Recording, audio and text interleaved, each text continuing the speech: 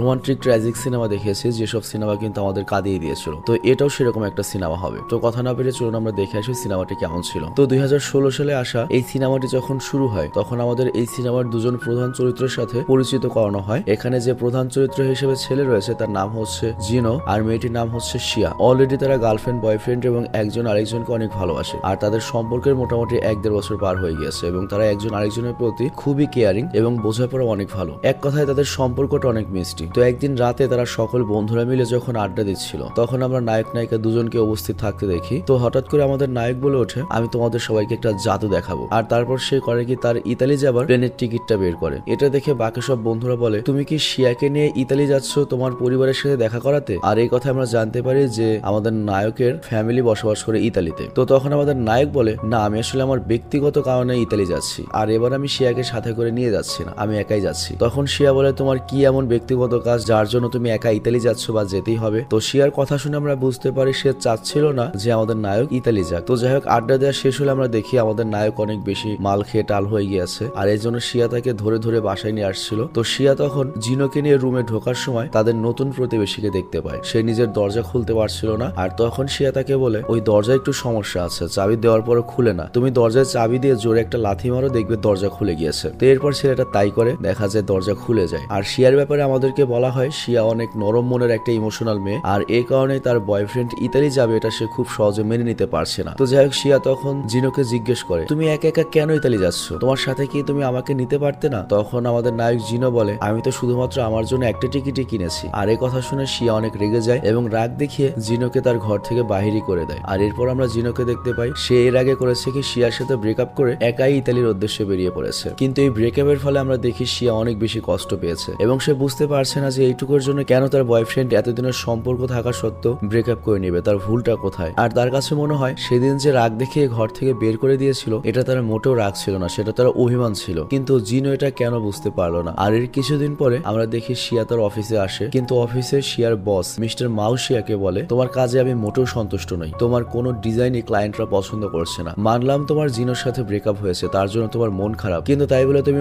অফিসের কাজটা খারাপ ভাবে করবে, এটা তো মেনে নিতে পারি না। তো এখানে লক্ষ্য মিস্টার মাউ শিয়া এবং জিনো দুজনকে চিনতেন, কারণ ওরা দুজনেই একসাথে এখানে কাজ করতো, আর এটা হচ্ছে একটা ইন্টেরিয়র ডিজাইনারের অফিস। তো যাই হোক, আমরা মোটামুটি এটা স্পষ্ট বুঝতে পারি যে জিনো শিয়ার সাথে ব্রেকআপ করার জন্য শিয়া এতটাই ভেঙে পড়েছে যে সে কোনো কাজেই মনোযোগ দিতে পারছে না, আর এই কারণে তার পারফরমেন্স খারাপ হচ্ছে, আর পারফরমেন্সের জন্য সে তার বসের ঝাড়ি খাচ্ছে। আর এর পরের দৃশ্যে আমরা আবারও শিয়াকে দেখতে পাই, সে একা একা মন খারাপ করে বসে রয়েছে, আর সে আনমনেই নিজের পোষা পানির সাথে কথা বলতে শুরু করে, বলে, আমি জিনোর জন্য আর সর্বোচ্চ 1 মাস ওয়েট করব, এর মধ্যে ও যদি ফিরে না আসে আমি ওকে ভোলার চেষ্টা করে দেবো। তো এইভাবে 3 মাস কেটে যায়, এর মধ্যে জিনোর না কোনো কল এসেছে না কোনো মেসেজ এসেছে। তো এই বিষয়টা নিয়ে শিয়া আরো বেশি হতাশ হয়ে যায়, আর রাগে সে জিনোর ফেসবুকে উল্টাপাল্টা মেসেজ করে। আর এরপর আমাদের জিনোকে দেখানো হয়, আমরা দেখতে পাই সেই ইতালির একটা সমুদ্রের পাড়ে দাঁড়িয়েছিল, আর এখানেই দৃশ্যটা কাট করা হয়। আর তারপর আমাদের কারো অন্ত্যেষ্টিক্রিয়া বা শেষকৃত্য অনুষ্ঠান দেখানো হয়, এবং এখানে আমরা জিনোর বোনকে দেখতে পাই যে অনেক কান্না করছিল, এবং এখানে শিয়া এবং জিনোর বস মিস্টার মাও উপস্থিত ছিলেন, এবং তিনি তখন শিয়াকে কল করে জানান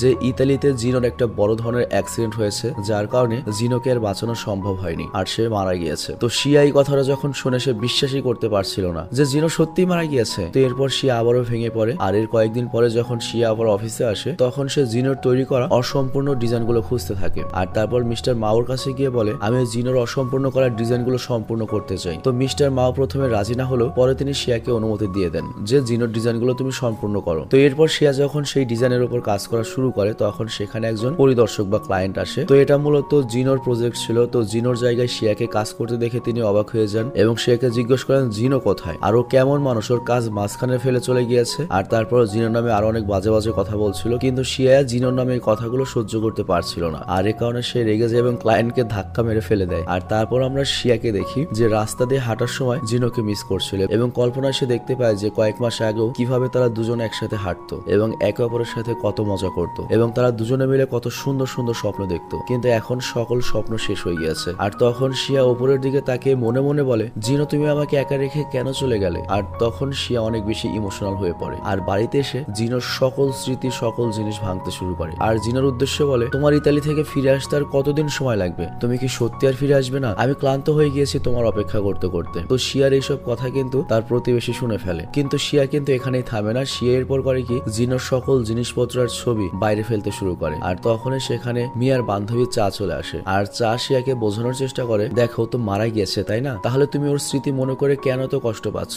তুমি ওকে ভোলার চেষ্টা করো, সামনের দিকে এগিয়ে যাও। তো এর পরের দৃশ্যে দেখা যায় শিয়া বা মিয়া আবার তার কাজে এসেছে, কিন্তু ঠিক মতো সে তার কাজে মনোযোগ দিতে পারছিল না, আর এজন্য তাকে অনেক বকা শুনতে হয়। আর তারপর শিয়া যখন বাড়িতে ফিরে আসে সে অনেক ক্লান্ত ছিল। আর তখন আমরা দেখি জিনো তার কাছে এসেছে এবং জিনো শিয়াকে অনেক যত্ন করে এবং জিনো বলে, তুমি অনেক ক্লান্ত, এখন চোখ বন্ধ করে একটু ঘুমাও। কিন্তু শিয়া চোখ বন্ধ করে না। সে জিনোকে বলে, আমি যদি চোখ বন্ধ করি তাহলে তুমি চলে যাবে, আমি তোমাকে মিস করতে চাই না, আমি তোমাকে হারাতে চাই না, আমি চাই না তুমি আমাকে ছেড়ে আবার চলে যাও। আর এই কথা বলতে বলতে শিয়া কান্না করতে থাকে। আর সে কান্না করতে করতেই জিনোকে জড়িয়ে ধরে বলে, তুমি আমাকে ছেড়ে চলে যেও না, তুমি চলে গেলে আমি একা থাকতে পারবো না। আর তখন হঠাৎ করে শিয়ার ঘুম ভেঙে যায়। তো আমরা বুঝতে পারি সবকিছু শিয়ার স্বপ্ন ছিল। তো এরপর শিয়া যখন তার কাজ করতে আসে তখন তার পোষা প্রাণীটি সেখান থেকে ছুটে পালিয়ে যায়। আর তখন শিয়া তার পেছনে পেছনে আসে তাকে ধরার জন্য, কিন্তু সে রাস্তার ওপারে চলে গিয়েছে। তো শিয়া তখন এই হাইওয়ে রাস্তা পার হওয়ার চেষ্টা করে, কিন্তু তখন একটা গাড়ি আসে এবং গাড়ির সাথে শিয়ার অ্যাক্সিডেন্ট হয়ে যায়। আর তারপর আমরা দেখতে পাই শিয়া হসপিটালে রয়েছে। আর শিয়া খোঁজ নিয়ে জানতে পারে কোন একটা অচেনা লোক তাকে রাস্তা থেকে এনে হসপিটালে ভর্তি করেছে। তো এর কিছুদিন পর শিয়া সুস্থ হয়ে বাড়িতে ফিরে আসে। আর ওই দিন আমরা দেখি শিয়ার বাসার পানির ট্যাপ এবং গ্যাস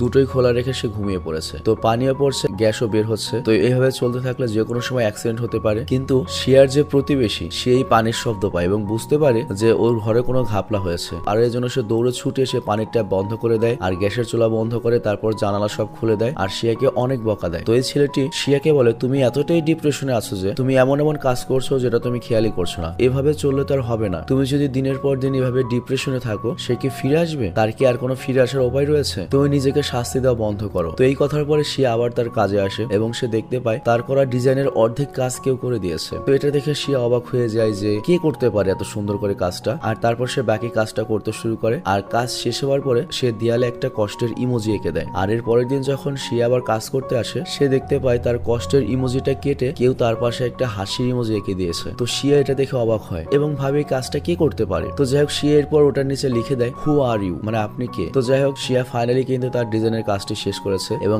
এই ডিজাইনটি এত ভালো হয়েছে যে সকল ক্লায়েন্টরা ডিজাইনটা পছন্দ করেছে এবং অফিসের বস মিস্টার মাও শিয়াকে অভিনন্দন জানান। আর এর সাথে শিয়ার সকল কলিগরাও তাকে অভিনন্দন জানায়। কিন্তু তখনই সেখানে একটা মাস্কট বা পুতুল আসে এবং নাচ করতে শুরু করে এবং এক পর্যায়ে পুতুলটা শিয়াকে জড়িয়ে ধরে বলে, তুমি কখনো আর কান্না করবে না, তুমি সবসময় হাসবে, আমি সবসময় তোমার সাথে আছি। কিন্তু এই কথা শুনে শিয়া কান্না করে দেয় কারণ তার জিনের কথা মনে পড়ে। আর তারপর আমরা দেখি পুতুলটি আড়ালে আসে এবং যখন মাস্ক খুলে আমরা সবাই অবাক হয়ে যাই। আমরা দেখতে পাই আরে এটা তো জিনো, সে তো এখনো মারা যায়নি, বেঁচে রয়েছে। তো এখন আমাদের পুরো কাহিনীটা পরিষ্কার করা হয়। তো এখানে আমরা দেখি ব্যাকগ্রাউন্ডে জিনো আমাদেরকে বলছে, আমি ছোটবেলাতে আমার বোনের সাথে ইতালিতে বড় হয়েছি, আমার বাবা ব্রেন ক্যান্সারে আক্রান্ত হয়ে মারা গিয়েছিল, আমি কখনো ভাবিনি যে আমারও ব্রেন ক্যান্সার হবে। আর যখন আমি দেখলাম আমার ব্রেন ক্যান্সার হয়েছে, সর্বোচ্চ 6 মাস আমি আর বাঁচবো, তখন আমি চিন্তা করলাম আমি যদি শিয়ার জীবন থেকে এভাবে চলে যাই ও আরো বেশি কষ্ট পাবে। কিন্তু আমি শিয়াকে সবসময় হাসি খুশি এবং ভালো দেখতে চাই, তো ওর সামনে এই জন্য আমি মরতে চাই না। তো এই জন্য আমি বেঁচে থাকতে থাকতে ওর সামনে মরার অভিনয় করে আমি ওকে ঠিক করে দিয়ে তারপর মরবো। আর তারপর আমাদের একটা ফ্ল্যাশব্যাক দেখানো হয় যেখানে প্রথমবার শিয়াকে জিনো দেখেছিল। তো ওই জায়গাটায় আমরা দেখি শিয়া তার বাবার সাথে কফি খাচ্ছিল আর এখানে শিয়াকে অনেক মন মরা লাগে। তো শিয়া তার বাবাকে বোঝাচ্ছিল,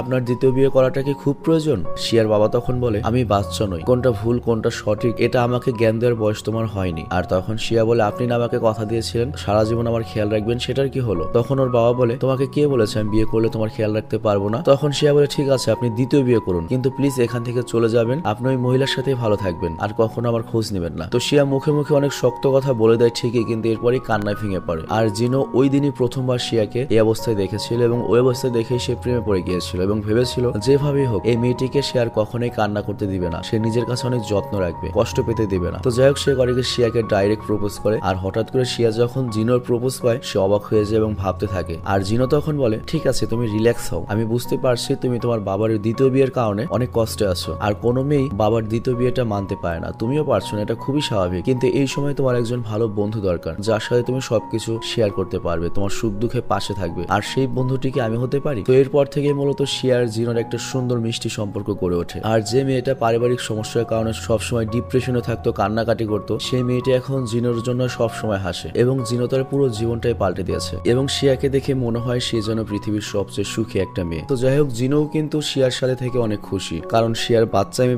পাগলামোগুলো তার অনেক ভালো লাগে এবং তারা একজন আরেকজনকে নিজেদের অজান্তে অনেক বেশি ভালোবেসে ফেলে এবং অনেক বেশি অ্যাটাচড হয়ে যায়। তো যাই হোক তাদের ভালোই চলছিল। ছিল, কিন্তু এরই মাঝে একদিন সকালে হঠাৎ করে জিনো ফ্রেশ হওয়ার সময় দেখতে পায় তার নাক মুখ দিয়ে রক্ত বের হচ্ছে। আর এরপর জিনো সিটি স্ক্যান করে জানতে পারে তার ব্রেন ক্যান্সার হয়েছে, সে 6 মাসের বেশি আর বাঁচবে না। আর এই কারণে সে মূলত শিয়ার সাথে ব্রেকআপ করে নেয় আর ইতালি চলে যাওয়ার নাটক করে। এমনকি তার মিথ্যা মৃত্যুর খবরটিও সে মিস্টার মাওয়ের মাধ্যমে শিয়াকে জানিয়েছিল। কিন্তু তারপরেও জিনো কিন্তু চায়নাতে আবার ফেরত এসে সবসময় দূর থেকে শিয়ার উপর নজর রেখেছে। সে দেখতে চেয়েছিল তাকে ছাড়া শিয়া কেমন রয়েছে। সে চায় শিয়া যেন আবার সেই ডিপ্রেশনে তার জীবনটা না কাটায়, তার জীবনটা যেন সুন্দর কাটে। তো যাই হোক, সেদিন যে শিয়া রাস্তা পার হওয়ার সময় অ্যাক্সিডেন্ট করছিল, তখন ওই আশেপাশে কিন্তু জিনোই ছিল এবং সেই শিয়াকে উঠিয়ে হসপিটালে নিয়ে গিয়েছিল। তারপর দেয়ালে যে কষ্টের ইমোজি ছিল সেটা কেটে হাসির ইমোজি কিন্তু জিনোই দিয়েছিল। আর শিয়ার ডিজাইনের অর্ধেক কাজটাও কিন্তু জিনোই করে দিয়েছিল। তো যাই হোক, জিনো সবসময় চাইতো শিয়া যেন সবসময় ভালো থাকে, সবসময় হাসি খুশিতে থাকে। আর এরপর বেশ কিছুদিন পার হয়ে যায়, আমরা আবারও শিয়াকে দেখতে পাই সে ইতালি এসেছে এবং ইতালি এসে শিয়া করে কি জিনোর কবরের উপর ফুল রাখে। তো আমরা এখন জানতে পারি যে